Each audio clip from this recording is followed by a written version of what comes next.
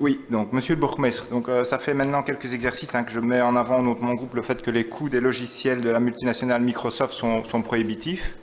Et donc là, aujourd'hui, ce dont on parle, donc c'est le point 86, c'est d'approuver une dépense de 1,25 million d'euros, 1,25 million d'euros pour le renouvellement pour un an des licences de Microsoft et des messageries Outlook 365. L'an dernier, la dépense était de 800 000 euros. On parle donc d'une hausse de 56% en un an. On va également engager, on propose d'engager une dépense de 471 000 euros pour les licences Dynamics 365. Et donc, selon nos calculs, parce que c'était coupé en deux morceaux l'année passée, on est sur une hausse de 36% par rapport à 2022. Donc, au total, on parle d'une dépense ici, pour ces 2 points, de plus de 1,7 million d'euros pour 2023, rien que pour ces produits. Et donc, ça devient vraiment intenable, en fait. On est dans une situation où les pouvoirs publics se retrouvent littéralement rançonnés par cette multinationale américaine. Plusieurs villes européennes, dans ce cadre-là, font le choix de se libérer de cette dépendance en faisant le choix du logiciel libre. À titre d'exemple, la ville de Rennes a épargné un demi-million d'euros pour se passer du logiciel de messagerie Outlook et pour passer au logiciel libre Zimbra. Donc nous, on est déjà à plus du double pour le même logiciel, pour info. À Grenoble, la municipalité rouge-verte, elle a installé des suites bureautiques libres pour ses 1500 postes destinés à ses agents. Elle a également basculé les 600 ordinateurs du parc informatique de ses écoles vers Linux. Et elle a, pour y parvenir, les ordinateurs ont été équipés de distribution qui s'appelle Primtux, c'est pas fort important, mais qui est un environnement qui est à visée pédagogique, qui est donc un environnement qui est doté d'une surcouche pour avoir un logiciel qui est particulièrement adapté aux enseignants, adapté à chaque classe de primaire. Donc on a un outil qui est moins cher, mais qui est aussi plus adapté dans ce cadre-ci. Et donc il existe des alternatives en logiciel libre pour la grande majorité des outils. En France, il existe aujourd'hui une structure pour aider les collectivités à passer au logiciel libre et à transitionner.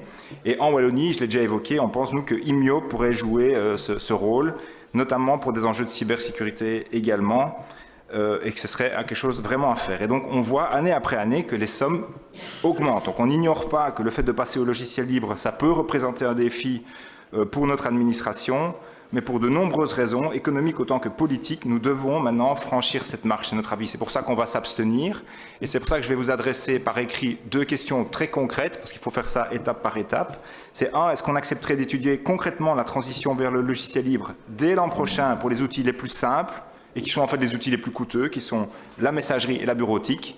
Ça, il nous semble que c'est facilement, entre guillemets, faisable. On ne parle pas de logiciels compliqués, comptables et ce genre de choses. Et pour une transition plus complète, par exemple, les outils de comptabilité dont on sait qu'ils sont compliqués aujourd'hui, on en discute depuis quelques années, on pourrait solliciter l'intercommunal IMIO pour mutualiser les efforts avec d'autres communes. Donc voilà, c'est pour justifier le fait qu'on va s'abstenir aujourd'hui. Je rappelle, 1,7 million d'euros, c'est ce qu'on va mettre dans une commune qui est en difficulté financière comme la nôtre pour ces logiciels, alors qu'il y a des alternatives. Vraiment, on pense qu'il faut y aller maintenant.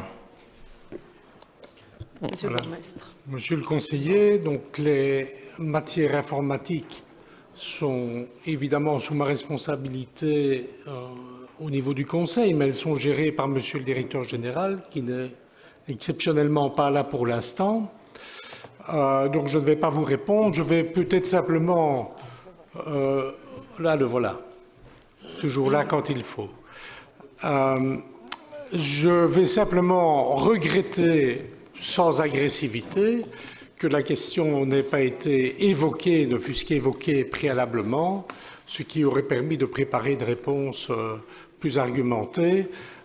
J'ai tenu mercredi une réunion de commission de plus de 2 heures. Donc je ne vous reproche pas de ne pas être venu, mais j'aurais aimé être informé. Juste un petit point de détail. Je ne suis pas, mais dans les nouvelles attributions, je vais être dans votre commission. Donc voilà, on ne sait pas être là tous les jours, à toutes les commissions. On a évoqué déjà cette question-là. Et donc, comme je l'ai dit, c'était pour justifier le fait qu'on va s'abstenir. J'ai lu les 2 questions concrètes qu'on a. Je vais les adresser par écrit.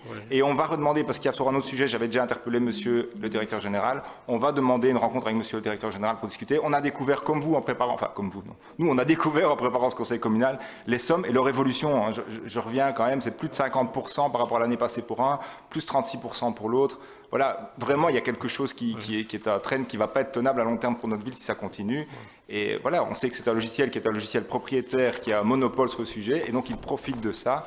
Donc on pense qu'à un moment ou à un autre, il faut...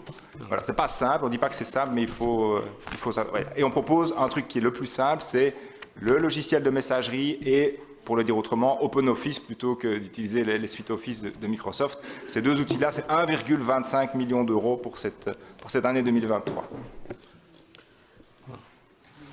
Monsieur le directeur général, oui, mais quelques mots quand même.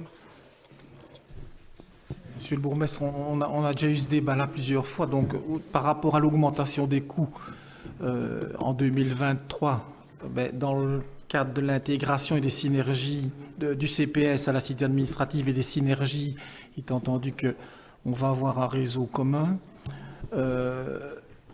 Donc, il y a évidemment une série de licences qui sont prises pour les services du CPS. Alors, en ce qui concerne la messagerie Outlook 365, oui, ça, on est bien conscient du coût et de la situation de monopole.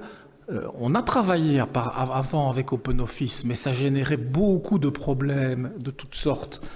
Et donc, à un moment donné, on a pris l'option de changer, d'utiliser ce que tout le monde utilise. Alors, on peut être d'accord ou pas, mais le CPS, d'ailleurs, lui-même travaille pour l'instant avec un logiciel libre et on leur demande de faire l'effort de passer à Outlook. Donc, le débat est ouvert. Hein, on n'a pas de religion en la matière. Maintenant, moi, j'ai demandé au directeur de l'informatique d'un peu faire une étude comparative et de voir, parce qu'il y a toutes les fonctionnalités d'Outlook qui sont intégrées, qui sont mises à jour, donc il y a la sécurité. Donc c'est grâce à ça aussi qu'on a pu passer du jour au lendemain en télétravail, hein. Outlook, Teams, etc. Donc voilà, moi j'ai pas d'action chez Microsoft, on a un partenariat avec Microsoft sur le développement de la comptabilité, ça c'est clair.